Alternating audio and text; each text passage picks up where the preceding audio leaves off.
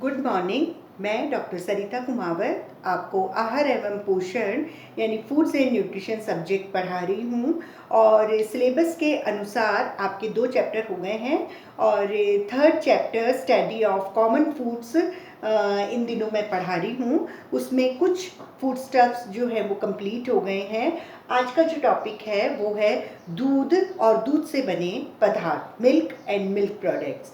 In fact दूध से जो बने पदार्थ हैं वो हम नेक्स्ट टर्न पे पढ़ाएंगे, क्योंकि वो बहुत सारे पदार्थ हैं और वो किस तरह से बनते हैं उनके बारे में पढ़ाना है। और आज हम सिर्फ मिल्क का कॉम्पोजिशन ही पढ़ेंगे। तो संपूर्ण आहार कहलाता है दूध। क्यों?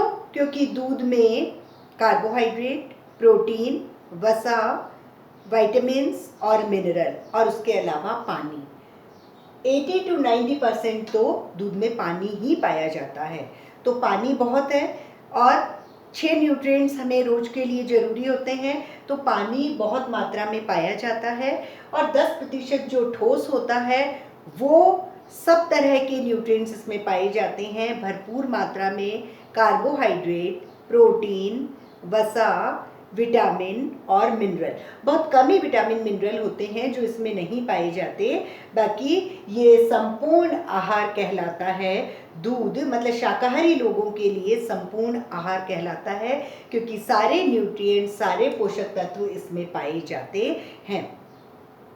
दूध को हम गाय, भैंस, बकरी, किन्हीं भी जानवर से प्राप्त कर सकते हैं और ये प्राणी स्रोत होते हुए भी शाकाहारी लोग दूध को इस्तेमाल करते हैं। अब हम मिल्क का कॉम्पोजिशन पढ़ेंगे, संगठन। तो दूध के संगठन में सबसे पहले हम लेंगे प्रोटीन। प्रोटीन इसमें 3 से 4% होता है।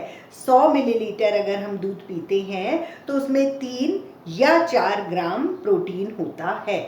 लेकिन ये जो प्रोटीन होता है वो कंप्लीट प्रोटीन यानी पूर्ण प्रोटीन कहलाता है। पूर्ण प्रोटीन का मतलब ये है कि सारे एसेंशियल अमीनो एसिड्स इसमें प्रेजेंट होते हैं। मतलब अमीनो एसिड्स होते हैं प्रोटीन में 20 या 22 तरह के, तो उसमें भी 10-12 तरह के एसेंशियल अमीनो एसिड्स हैं, मतलब बहुत ही ज़रूरी आवश्यक अमीनो अम्ल कहलाते हैं। और अगर एक भी आवश्यक अमीनो अम्ल नहीं होता है तो हम उसे इनकम्प्लीट प्रोटीन में डाल देते हैं। लेकिन दूध को हम संपूर्ण आहार कह रहे हैं क्योंकि इसमें प्रोटीन बहुत अच्छी मात्रा में होता है। प्रोटीन जो है वो पूर्ण प्रोटीन है, यानी सारे आवश्यक अमीनो अम्ल यानी एसेंशियल अमीनो एसिड्स इसमें पाए जाते हैं। 100 मिलीलीटर दूध लेने से 3 से 4 ग्राम प्रोटीन हमें प्राप्त होता है, लेकिन पूर्ण प्रोटीन हमें प्राप्त होता है। इसकी जो बायोलॉजिकल वैल्यू है, जो इसका जैविकीय मूल्य है प्रोटीन का, वो 90% है। मतलब अगर हम 100% किसी को कहते हैं कि भाई अंडा को कह रहे हैं या फिर दूध को कह रहे हैं या दाल को, तो जो 100% होता है तो 90% जैविकीय मूल्य प्रोटीन में जो दूध का जो प्रोटीन है उसका बायोलॉजिकल वैल्यू 90% होता है। दूध में जो प्रोटीन पाए जाते हैं वो 2 तरह के होते हैं, एक वाटर सॉल्युबल, एक वाटर इनसॉल्युबल। मतलब पानी में घुलनशील प्रोटीन, पानी में अघुलनशील प्रोटीन। पानी में घुलनशील जो प्रोटीन होते हैं वो 2 हैं, लेक्ट एल्ब्यूमिन और लेक्ट ग्लोब्यूलिन। तो लेक्ट एल्ब्यूमिन और लेक्ट ग्लोब्यूलिन जो है, जब अपन दूध को फाड़ते हैं, जब पनीर बनाते हैं, तो पनीर तो ऊपर रह जाता है, पानी नीचे आ जाता है।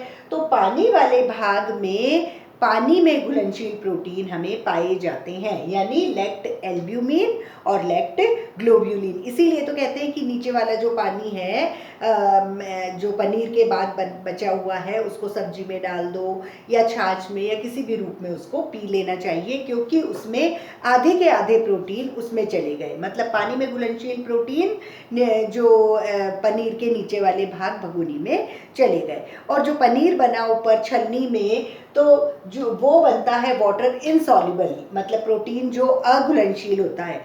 पानी में अघुलनशील प्रोटीन जो है वो केसीन प्रोटीन होता है, जैसे ये लेक्ट एल्ब्यूमिन और लेक्ट ग्लोब्यूलिन है, वैसे वाटर इनसॉल्युबल जो है अघुलनशील वो होता है केसीन प्रोटीन। और केसीन प्रोटीन कहाँ पाया जाएगा?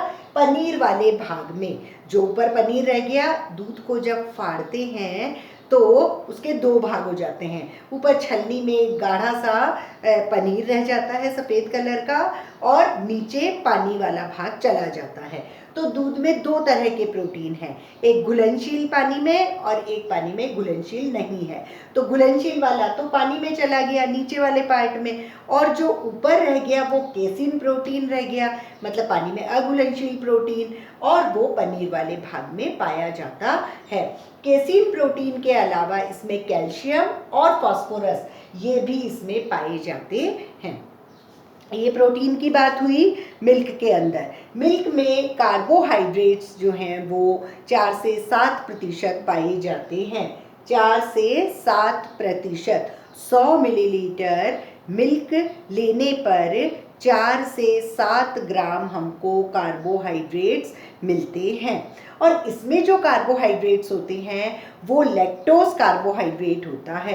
मैंने पहले बताया कि जब हम कार्बोहाइड्रेट पढ़ेंगे तो बहुत तरह के कार्बोहाइड्रेट हैं, वहाँ आपको वापस से ये चीज़ याद आएगी कि लैक्टोज क्या होता है। मैं अभी भी बताती हूँ कि कार्बोहाइड्रेट को जब हम वर्गीकृत करते हैं तो मोनोसेकेराइड, डाइसेकेराइड और पॉलीसेकेराइड 3 होते हैं।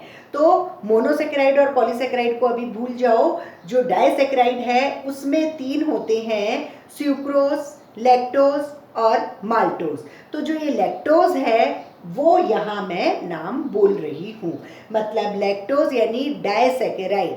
लैक्टोज एक कार्बोहाइड्रेट है जो डाइसेकेराइड है, मतलब 2 मोनोमेरिक यूनिट, 2 कार्बोहाइड्रेट की यूनिट से मिलकर बना हुआ होता है।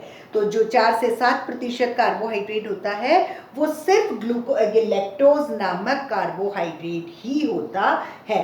क्यों? क्योंकि लैक्टोज कार्बोहाइड्रेट सिर्फ दूध में ही पाया जाता है, बाकी किसी भी फूड स्टफ में संसार में नहीं पाया जाता। तो लैक्टोज सिर्फ मिल्क में पाया जाता है। और जब दूध को हम दही में बदलने की प्रक्रिया करते हैं तो दूध में लैक्टोज कार्बोहाइड्रेट है, तो उसके अंदर जब जामन डालते हैं, जामन लगाते हैं ना, थोड़ा सा दही डालते हैं गरम करके, हल्का से दूध को गरम करके, तो दूध को गरम किया तो लैक्टोज है उसमें दूध में, और जामन लगाया मतलब लैक्टोबैसिलस बैक्टीरिया, ये जामन हो गया, ये अच्छे वाले लाभदायी वाले बैक्टीरिया है, ये बैक्टीरिया उसमें डाले तो ये लैक्टोज कन्वर्ट हो जाता है लैक्टिक एसिड में। ये लैक्टोज कार्बोहाइड्रेट परिवर्तित हो जाता है लैक्टिक एसिड में, मतलब खट्टेपन में, और वो दूध से दही में परिवर्तित हो जाता है। उसके अलावा जब लैक्टोज पचता है, मतलब वो डाइसेकेराइड है ना, थोड़ा बड़ा अणु है, तो जब लैक्टोज पचता है तो उसको पचाने के लिए एक एंजाइम होता है लैक्टेज एंजाइम, वो छोटी आंत में पाया जाता है, और लैक्टेज एंजाइम लैक्टोज पर क्रिया करता है और उसको 2 भागों में तोड़ देता है, ग्लूकोज और गैलेक्टोज। ग्लूकोज और गैलेक्टोज ये मोनोसेकेराइड है। अभी मैंने डाइसेकेराइड के बारे में बात की थी, कार्बोहाइड्रेट में 3 होते हैं, मोनो, डाई और पॉली, तो ये मोनोसेकेराइड होते हैं, ग्लूकोज, गैलेक्टोज और फ्रक्टोज। ये 3 मोनोसेकेराइड होते हैं जो एक दूसरे से मिल कर डाइसेकेराइड बनाते हैं और मिल कर पॉलीसेकेराइड बनाते हैं। तो ग्लूकोज और गैलेक्टोज मिलकर लैक्टोज नामक डाइसेकेराइड बनाते हैं। तो जब लैक्टोज पचता है, मतलब टूटता है, तो वो ग्लूकोज और गैलेक्टोज में परिवर्तित हो जाता है। और इसमें जो ये लैक्टोज कार्बोहाइड्रेट है, ये हमारे शरीर में कैल्शियम और फास्फोरस, ये एक मिनरल है, मतलब खनिज लवण है ये। तो कैल्शियम और फास्फोरस खनिज लवणों के अवशोषण के लिए भी लैक्टोज जरूरी है। आपने कैल्शियम खा लिया, दूध से खा लिया, हरी सब्जी से खा लिया, फास्फोरस भी खा लिया उससे, या अंडे से खा लिया, तो कैल्शियम फास्फोरस अंदर तो आ गए शरीर में, लेकिन उनको अवशोषित करने के लिए हमें लैक्टोज कार्बोहाइड्रेट चाहिए होता है। इसलिए जब हम दूध लेंगे तो उसमें लैक्टोज कार्बोहाइड्रेट होगा, तो जो हमने कैल्शियम और फास्फोरस खाया है वो हमारे शरीर में अवशोषित होता है। उसके अलावा लैक्टोज उपयोगी बैक्टीरिया भी बनाता है। हमारे शरीर में कुछ उपयोगी बैक्टीरिया होते हैं लाभदायक, कुछ हानिकारक। तो लाभदायी बैक्टीरिया जो है, लाभदायी वाले, वो लैक्टोज बनाता है।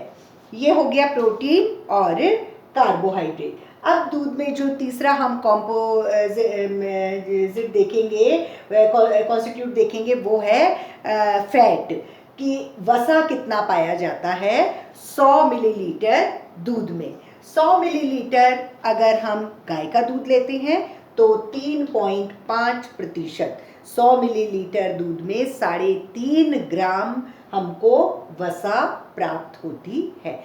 लेकिन अगर हम 100 मिलीलीटर भैंस का दूध लेते हैं तो इससे डबल 7 ग्राम वसा हमको प्राप्त होती है। मतलब 3.5% फैट गाय के दूध में होता है, 7% फैट भैंस के दूध में पाया जाता है। ये जो वसा होती है ये दूध में पायसिक रूप में होती है। पायसिक मतलब इमल्सिफाइड, बिल्कुल मिक्स है। अब अगर हम इसको गर्म करेंगे, ठंडा करेंगे तो ऊपर मलाई आ जाएगी, लेकिन अगर कच्चा होता है तो वो पायसिक रूप में होती है और वो बहुत अच्छे से शरीर में डाइजेस्ट होती है, उसका अच्छे से पाचन होता है। ये जो वसा पाई जाती है दूध में, ये संतृप्त वसीय अम्ल में बहुत अच्छी मात्रा में होती है। सैचुरेटेड फैटी एसिड, मतलब हमको मलाई वगैरह ज़्यादा नहीं खानी चाहिए क्योंकि इसमें संतृप्त वसीय अम्ल सैचुरेटेड फैटी एसिड होते हैं। और सैचुरेटेड फैटी एसिड जो होते हैं, मतलब संतृप्त वसीय अम्ल, वो हमारे शरीर में मोटापा, हृदय की बीमारियां, ये सब पैदा करते हैं। तो संतृप्त वसीय अम्ल बहुत अधिक होते हैं गाय और भैंस के वसा में। उसके अलावा जो असेंशियल फैटी एसिड होते हैं, आवश्यक वसीय अम्ल, जैसे मैंने अभी इसमें बताया था आवश्यक अमीनो अम्ल, वैसे ही वसा में भी 2 तरह के वसा होती है। मतलब आवश्यक जो वसीय अम्लों से जो बना हुआ होता है फैट जो है, वो फैटी एसिड यानी वसीय अम्ल और ग्लिसरॉल 2 चीज़ से मिलकर बना है। तो जो फैटी एसिड है यानी वसीय अम्ल, ये भी 2 तरह के होते हैं, एक आवश्यक वसीय अम्ल, एक अनावश्यक वसीय अम्ल।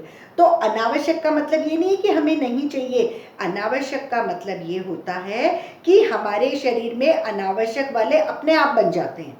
जो हम खाना खाते हैं उससे अनावश्यक वसीय अम्ल अपने आप बन जाते हैं। वैसे ही प्रोटीन में भी अनावश्यक अमीनो अम्ल अपने आप बन जाते हैं, लेकिन जो ये आवश्यक वसीय अम्ल है वो हमें खाना जरूरी है, क्योंकि आवश्यक वसीय अम्ल से ही अनावश्यक वसीय अम्ल बनते हैं।